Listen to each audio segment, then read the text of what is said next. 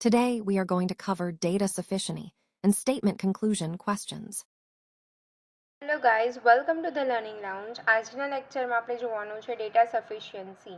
Data સફિશિયન્સીમાં શું જોવાનું હોય તમારે કે જે આપેલું ક્વેશ્ચન આપેલો હોય ને એના નીચે સ્ટેટમેન્ટ આપેલા હોય તો વેધર એ સ્ટેટમેન્ટ તમારા ક્વેશ્ચનના આન્સર આપવા માટે સફિશિયન્ટ છે કે નથી, એ એટલી ઇન્ફોર્મેશન પ્રોવાઈડ કરે છે કે નહીં એ તમારે ચેક કરવાનું હોય. તો ફર્સ્ટ ક્વેશ્ચન છે, હુ ઇઝ ઓલ્ડર, રીતુ ઓર સીતુ? કોણ ઉંમરમાં મોટું છે, રીતુ અથવા તો સીતુ? તો પહેલું સ્ટેટમેન્ટ છે કે Situ was born in 1980 and 5 years younger than રીતુઝ બ્રધર. સીતુનો જન્મ 1980માં થયો હતો અને રીતુના ભાઈ કરતાં 5 વર્ષ મોટી છે. અહીંયા આપણને સીતુ અને રીતુના ભાઈની રિલેશન આપેલું છે, એજ રિલેશન. ત્યારબાદ છે Ritu is twice as old as her brother. એના ભાઈ કરતાં બે ગણી મોટી છે. અહીંયા રીતુનું ને એના ભાઈનું આપેલું છે, તો આના ઉપરથી આપણને આન્સર મળે તો કહેશે યસ. રીતુને એના ભાઈ પરથી રીતુનું કરી લેવાનું, અહીંયા રીતુના ભાઈનું છે એટલે બધું મળી જાય કે રીતુનું ને એના ભાઈ પરથી એ બંનેનું મળી જાય, પછી રીતુના ભાઈ અને સીતુ પરથી સીતુ અને રીતુનું બંનેનું મળી જશે. તો આનો આન્સર આપણે આપી શકીએ. સો બોથ સ્ટેટમેન્ટ્સ આર નીડેડ. ત્યારબાદ સેકન્ડ ક્વેશ્ચન છે, જો ઓપ્શન્સ મેં નીચે આપેલા છે વારી ઘડી લખવાના પડે એટલે કે statement 1 is sufficient, 2 is either 1 or 2, both 1 and 2, both together are not sufficient. આ નોટ ધ્યાન રાખવાનું, આગળ બોથ સમથીને ડાયરેક્ટ ટીક નહીં કરી દેવાનું. neither one alone or either one alone or two alone is sufficient. એક અથવા બે અથવા તો એક એકલું પણ કાફી છે ને બે એકલું પણ કાફી છે, એ રીતે છે. સો નેક્સ્ટ ક્વેશ્ચન જુઓ, village P is towards which direction of village R? Village P એ આરની કઈ દિશામાં છે? તો તમારે ડ્રો કરવા નહીં બેસવાનું, સ્ટેટમેન્ટ ઉપરથી જોઈ લેવાનું લોજિક યુઝ થશે કે નહીં. જો ફર્સ્ટ છે કે village R is to the south east of village T and T is to the north of P. અહીંયા આપણને ક્વેશ્ચનમાં પી અને આર બંનેનું આપવી જોઈએ, આરથી ટી અને ટીથી પી. તો અહીંયા આપણને મળી જશે યસ.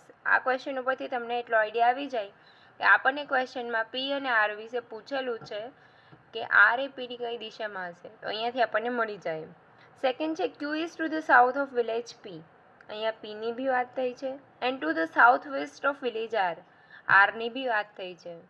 તો આર અને પીનું અહીંયાથી બી મળી જશે. અચ્છા, તો કોઈ યા તો સ્ટેટમેન્ટ 1 પરથી પણ મળશે અને 2 પરથી પણ મળશે. તો અહીંયા આપણો જવાબ શું આવશે? Statement 1 alone or statement 2 alone are sufficient to answer. એકલા 1થી પણ મળશે, એકલા 2થી પણ મળશે, એવું જરૂરી નથી કે બંનેને યુઝ કરવા પડે, રાઈટ? આ રીતે તમારે ક્વેશ્ચન આવશે. બસ આટલું જ હતું, ખાલી આપણે ટાઈપ ઓફ ક્વેશ્ચન ભણવાના છે, બીજું આપણને પ્રેક્ટિસ માટે ટેલિગ્રામમાં મળી જશે. Okay, bye, thank you. Hello guys, welcome to the learning lounge. આજનો આપણો ટોપિક છે સ્ટેટમેન્ટ એન્ડ એઝમ્પશન. તો અહીંયા આપણે ડાયરેક્ટ ઓપ્શન લખી લીધા છે કે only one assumption is true, only 2 is true, either 1 or 2, neither 1 or 2 અને બંને સાચા હોય. પહેલું સ્ટેટમેન્ટ છે કે imprisonment for 27 years made Nelson Mandela the president. અહીંયા તમારે સ્ટેટમેન્ટ જે આપ્યું છે એને જ આધીન રહેવાનું છે, એનાથી કે વધારે કે કંઈ ઓછું વિચારવાનું નથી. સ્ટેટમેન્ટમાં એવું કીધું છે કે 27 વર્ષની જેલે નેલ્સન મંડેલાને પ્રેસિડેન્ટ બનાવ્યા. So only who will be imprison for 27 years will become president. આના પરથી એવું થોડું નક્કી રહે છે કે 27 વર્ષની જેને જેલ હોય એ પ્રેસિડેન્ટ બને. સેકન્ડ એઝમ્પશન છે to become president imprisonment is a qualification. President બનવા માટે જેલમાં જવું ક્વોલિફિકેશન છે. નો, તો એ કંઈ સાચા નથી. તો અહીંયા ઓપ્શન આપણે આવશે ડી, નાઈધર 1 નાઈધર 2. ઓકે, સો અહીંયા મારી ભૂલ છે, અહીંયા નીધર આવશે, NEITHER. ત્યારબાદ સેકન્ડ છે the cotton crop continues to be poor even after the introduction of improved variety of cotton seeds. Cotton સીડ્સની સારી એવી વેરાયટીના ઇન્ટ્રોડક્શન પછી પણ કોટન ક્રોપ હજી પુઅર જ છે. તો એનું પહેલું એઝમ્પશન છે કે the yield of cotton was expected two increase after introduction of improved variety of seeds. તો હા, આપણે improved variety of seeds use કર્યા પછી આપણે વિચારી શકીએ કે કોટનની યીલ્ડ વધે. એ ક્વેશ્ચન પરથી એ ધારણા નીકળે છે સ્ટેટમેન્ટ પરથી. Second is the yield of cotton was inadequate before the introduction of new variety of seeds. New variety of સીડ્સના ઇન્ટ્રોડક્શન પહેલાં કોટનની જે યલ્ડ હતી એની જે ઉપજ હતી એ ઇનએડિક્વેટ હતી. તો એવું તો ના કહી શકીએ બિકોઝ પહેલાંનું આપણે નથી ખબર કેવું હતું. સો only statement 1 is correct.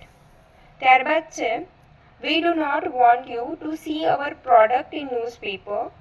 Visit our shop to get a full view. એક એડવર્ટાઇઝમેન્ટમાં એવું આપેલું છે કે અમે અમારી પ્રોડક્ટ બતાવવા નથી માંગતા ન્યૂઝપેપરની અંદર. જો તમારે જોવી હોય તો અમારી શોપ ઉપર વિઝિટ કરો.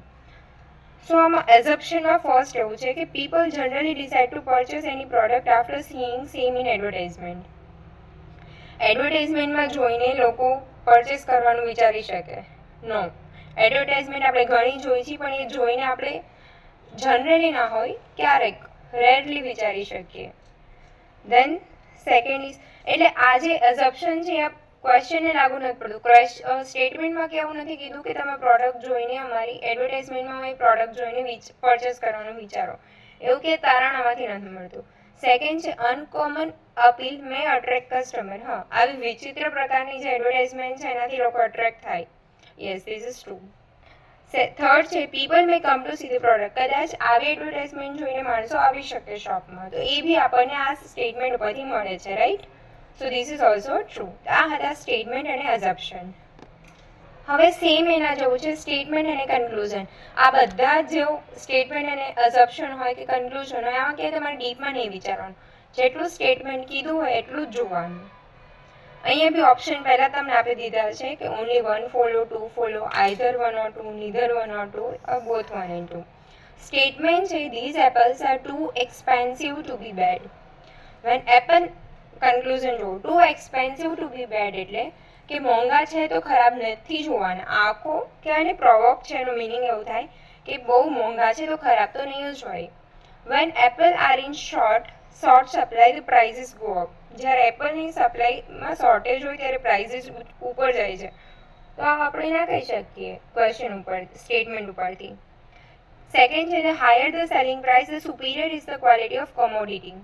જેટલી સેલિંગ પ્રાઇસ વધારે એટલી કમોડિટીની ક્વોલિટી વધારે. Yes, we can say this.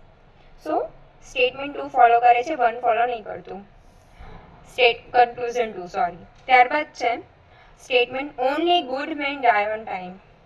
સારા માણસો જ સમયસર મૃત્યુ પામે છે. સો કન્ક્લુઝન 1 છે કે નો good people leave till been old. સારા માણસો ના હોય એ બહુ મોડે સુધી જીવે છે.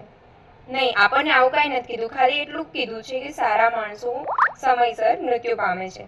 બસ ખરાબ માણસો ક્યાં સુધી જીવે છે આપણે એવું કંઈ નથી વિચારવાનું. જેટલું સ્ટેટમેન્ટ આપ્યું છે એટલું જ કરો. સેકન્ડ છે every person who live till been old is bad. તો ભાઈ સેમ જ મિનિંગ આપે છે કે જે મોડે સુધી જીવે એ ખરાબ માણસો. બટ નો, આપણને ખરાબ માણસો વિશે કશું જ સ્ટેટમેન્ટમાં નથી કીધું. સો કન્ક્લુઝનમાં આવશે D, neither 1 nor 2. This one, D. Then all the students in my class are bright. મારા ક્લાસના બધા જ સ્ટુડન્ટ બ્રાઇટ છે. Manish is not bright. Manish bright નથી. Some student are not bright. Statement 1 માં આ છે તો નહીં. આપણને એવું કંઈ એઝપ્શન નથી મળતું કે some student are not bright. Second is Manish must work hard. મનીષે મહેનત કરવી જોઈએ. એવું બી આપણને આમાં ક્યાંયથી મળતું નથી. Third one is non bright ones are not student. જે બ્રાઇટ વન નથી એ સ્ટુડન્ટ નથી. એવું બી આપણને કંઈ નથી મળતું આમાંથી. Manish is not student of my class. Yes, આ આપણને કન્ક્લુઝન મળે છે કે સ્ટેટમેન્ટમાં એવું કીધું છે કે મારા ક્લાસના બધા જ સ્ટુડન્ટ બ્રાઇટ છે અને મનીષ બ્રાઇટ નથી. તો એના ઉપરથી આપણે જાણી શકીએ કે મનીષ એમનો સ્ટુડન્ટ નથી. રાઈટ? તો last statement is right. So guys આટલું જ હતું. સો આપણે આમાં 2 ટોપિક કવર કરી લીધા છે, સ્ટેટમેન્ટ એન્ડ એઝપ્શન અને statement and conclusion. So thank you. જો તમને વિડીયો ગમ્યો હોય તો પ્લીઝ લાઇક, શેર અને તમારા ફ્રેન્ડ્સ જોડે સબસ્ક્રાઈબ કરાવી દેજો. બાય.